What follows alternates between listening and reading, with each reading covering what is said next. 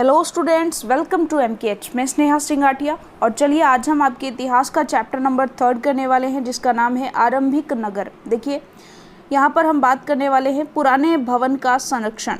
जसपाल और हरप्रीत अपने घर के पास की गली में क्रिकेट खेल रहे थे। उन्होंने देखा कि कुछ लोग उस खंडर घर की तारीफ कर रहे थे जिसे गली के बच्चे भूता घर कहा करते थे। एक ने कहा, इसकी वास्तुकला को देखो, क्या आपने कहीं लकड़ी पर इतनी सुंदर नक्काशी जो है वो देखी है।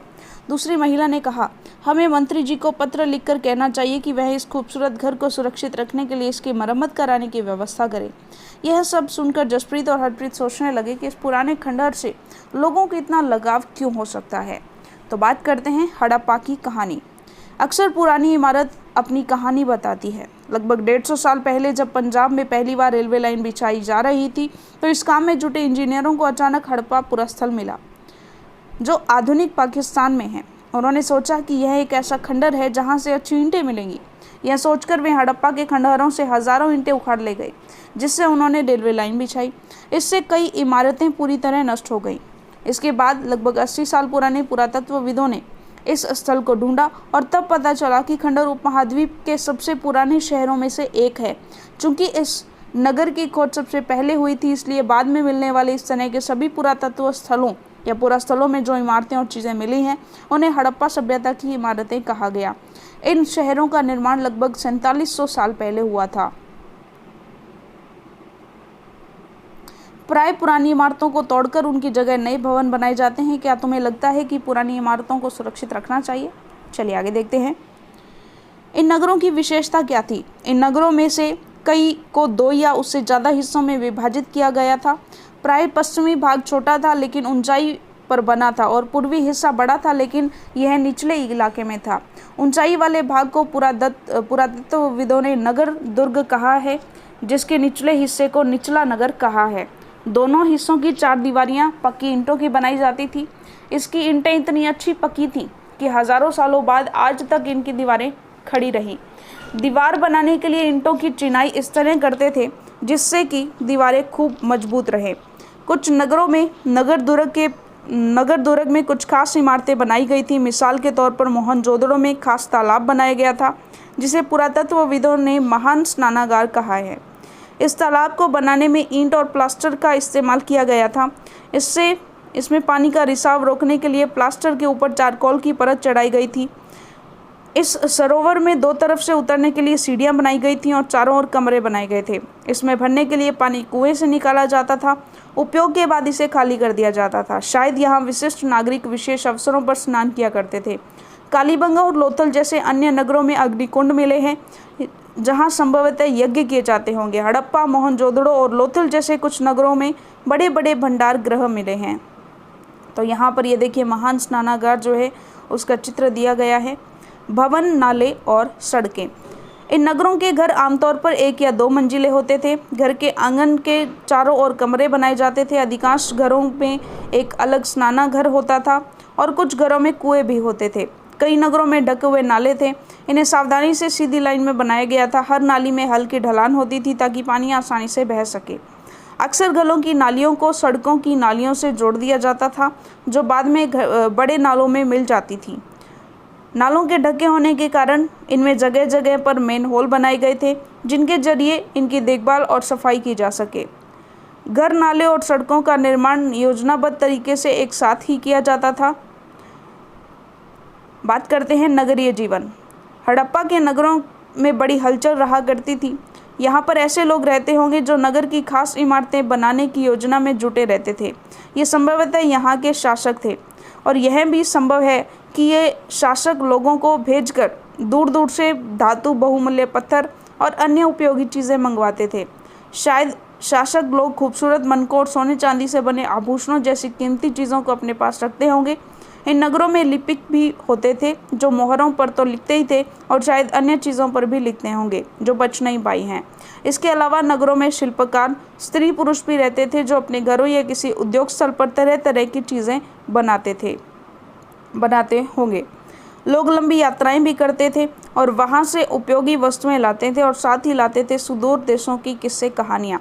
मिट्टी से बने कई खिलौने भी मिले हैं जिनसे बच्चे खेलते होंगे। इस तरह के जो है खिलौने वगैरह मिले हैं। चलिए, नगर और नए शिल्प। आओ अब कुछ ऐसी चीज़ों के बारे में अध्ययन करें जो हड़प्पा के नगरों से प्राप्त हुई है। पुरातत्वविदों को जो चीज़ें वहाँ मिली हैं उनमें अधिकतर पत्थर, शंख, तांबे, कांसे, सोने और चांदी जैसे धातुओं से बनाई गई थी। तांबे और कांसे से औजार, हथियार, गहने और बर्तन बनाए जाते थे। सोने और चांदी से गहने और बर्तन बनाए जाते थे। यहाँ मिली सबसे आकर्षक वस्तुओं में मनके, बाट और फलक है। हड़प्पा सभ्यता के लोग पत्थर की मोहरें बनाते थे। इन आयताकार मोहरों पर सामान्यतः जानवरों के चित्र मिलते हैं। हड़प्पा सभ्यता के लोग काले रंग के डिजाइन किए हुए खूबसूरत लाल मिट्टी के बर्तन बनाते थे। अध्याय 2 में तुमने जिन गांवों के बारे में पढ़ा था वहाँ भी धातु का उपयोग होता था। चलिए आगे बात करते हैं। संभवतः 7000 साल पहले मेहरगढ़ में कपास की खेती होती थी। मोहनजोदड़ो में कपड़े के टुकड़ों के अवशेष, चांदी के एक फूलदान के ढक्कन और कुछ अन्य तांबे की वस्तुओं से चिपके हुए मिले हैं। पक्की मिट्टी तथा फेंस से बनी तकलियाँ सूत कताई का संकेत देती हैं। इनमें से अधिकांश वस्तुओं का निर्माण विशेषज्ञों ने किया था। विशेषज्ञ उसे कहते हैं जो किसी खास चीज़ को बनाने के लिए खास प्रशिक्षण लेता है, जैसे पत्थर तराशना, मनके चमकाना या फिर मोहरों पर पच्चीकारी करना आदि। पृष्ठ 28 का चित्र देखो कि मूर्ति का चेहरा कितने आकर्षक ढंग से बनाया गया और उसकी दाढ़ी कितनी अच्छी तरह दर्शाई गई है। यह किसी विशेष मूर्तिकार का काम ही हो सकता है। देखिएगा इस तरह से। चलिए आगे बात करते हैं। हर व्यक्ति विशेषज्ञ नहीं हो सकता था। हमें यह पता नहीं है कि क्या सिर्फ पुरुष ही ऐसे कामों में प्रशिक्षण हासिल करते थे या फिर केवल महिलाएं ही। शायद कुछ महिलाएं और पुरुष दोनों ही इस काम में दक्ष थे। कच्चे माल की खोज में। कच्चा माल उन पदार्थों को कहते हैं जो या तो प्राकृतिक रूप से मिलते हैं या फिर किसान या पशुपालक इनका उत्पादन करते हैं, जैसे लकड़ी या धातुओं के अयस्क प्राकृतिक रूप से उत्पादक कच्चे माल है। इनसे फिर कई तरह की चीज़ें बनाई जाती हैं। मिसाल के तौर पर किसानों द्वारा पैदा किए गए कपास को कच्चा माल कहते हैं, जिससे बाद में कताई बुनाई करके कपड़ा तैयार किया जाता है। हड़प्पा में लोगों को कई चीज़ें वहीं मिलती हैं, लेकिन तांबा, लोहा, सोना, चांदी और बहुमूल्य पत्थरों जैसे पदार्थों का वे दूर दूर से आयात करते थे। हड़प्पा के लोग तांबे का आयात संभवतः आज के राजस्थान से करते थे। यहाँ तक कि पश्चिमी एशियाई देश ओमान से भी तांबे का आयात किया जाता था। कांसा बनाने के लिए तांबे के साथ मिलाई जाने वाली धातु टिन का आयात आधुनिक ईरान और अफगानिस्तान से किया जाता था। सोने का आयात आधुनिक कर्नाटक और बहुमूल्य पत्थर का आयात गुजरात, ईरान और अफगानिस्तान से किया जाता था। नगरों में रहने वालों के लिए भोजन। लोग नगरों के अलावा गांवों में भी रहते थे। वे अनाज उगाते थे और जानवर पालते थे। किसान और चरवाहे ही शहरों में रहने वाले शासकों, लेखकों और दस्तकारों को खाने के सामान देते थे। पौधों के अवशेषों से पता चलता है कि हड़प्पा के लोग गेहूं, जौ, दालें, मटर, धान, तिल और सरसों उगाते थे। जमीन की जुताई के लिए हल का प्रयोग एक नई बात थी। हड़प्पा काल के हल तो नहीं बच पाए हैं क्योंकि वे प्राय लकड़ी से बनाए जाते थे, लेकिन हल के आकार के खिलौने मिले हैं। इस क्षेत्र में बारिश कम होती है, इसलिए सिंचाई के लिए लोगों ने कुछ तरीके अपनाए होंगे। संभवतः पानी का संचय किया जाता होगा और ज़रूरत पड़ने पर उससे फसलों की सिंचाई की जाती होगी। हड़प्पा के लोग गाय, भैंस, भेड़, बकरियां पालते थे। बस्तियों के आसपास तालाब और चरागाह होते थे, लेकिन सूखे महीनों में मवेशियों के झुंडों को चारा पानी की तलाश में दूर दूर तक ले जाया जाता था। वे बेर जैसे फलों को इकट्ठा करते थे, मछलियां पकड़ते थे और हिरन जैसे जानवरों का शिकार भी करते थे। गुजरात में हड़प्पाकालीन नगर का सूक्ष्म निरीक्षण करें तो कच्छ के इलाके में खदीर बेत के किनारे धोलावीर नगर बसा है। वहाँ साफ पानी मिलता था और जमीन उपजाऊ थी।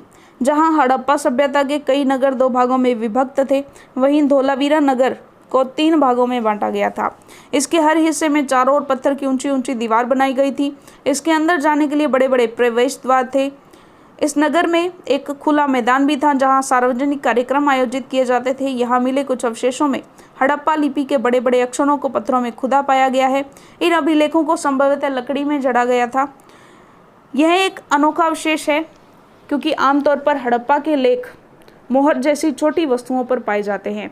गुजरात की खंबात की खाड़ी में मिलने वाली साबरमती की एक उपनदी के किनारे बसा लोथल नगर ऐसे स्थान पर बसा था जहां कीमती पत्थर जैसा कच्चा माल आसानी से मिल जाता था। यह पत्थरों, शंखों और धातुओं से बनाई गई चीज़ों का एक महत्वपूर्ण केंद्र था। इस नगर में एक भंडार गृह भी था। इस भंडार गृह से कई मोहरें और मुद्रांकन या मुहरबंदी जो है मिले हैं। यहाँ पर एक इमारत मिली है जहाँ संभवतः मनके बनाने का काम होता था। पत्थर के टुकड़े, अध बने मनके बनाने वाले उपकरण और तैयार मनके भी यहाँ पर जो है मिले हैं। सभ्यता के अंत का रहस्य, तो लगभग देखिएगा 3900 साल पहले एक बड़ा बदलाव देखने को मिला।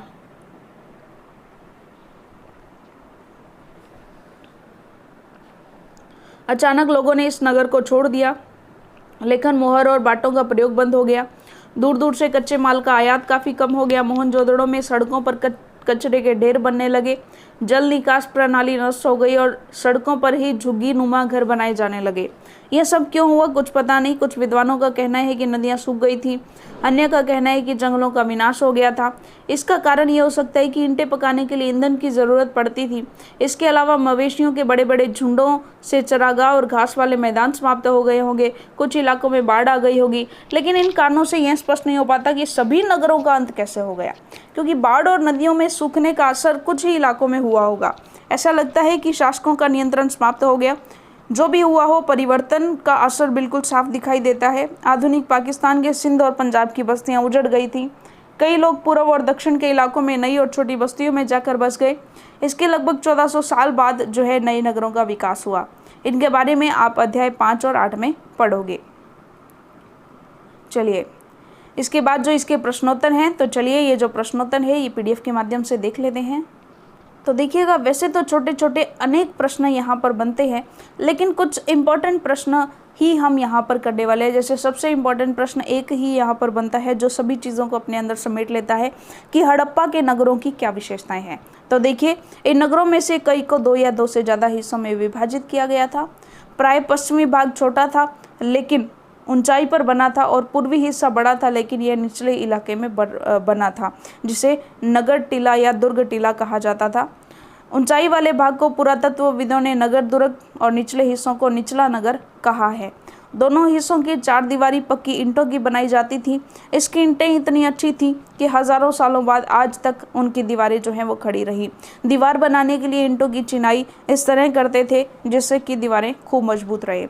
इसके अलावा कोई महत्वपूर्ण प्रश्न इसमें बनता है नहीं, लेकिन कुछ कॉन्सेप्ट बेस्ड क्वेश्चंस बन सकते हैं, जैसे कि जो है हड़प्पा सभ्यता में किस तरह से नालियों की व्यवस्था सी थी, क्योंकि अंत का रीज़न भी स्पष्ट ज़्यादा नहीं हो पाया है, तो इससे सिर्फ यही महत्वपूर्ण एक प्रश्न बनता है। तो चलिए, आपका चैप्टर यहीं पूरा होता है और अगले चैप्टर के लिए मिलेंगे आपकी अगली वीडियो में। तब तक के लिए धन्यवाद।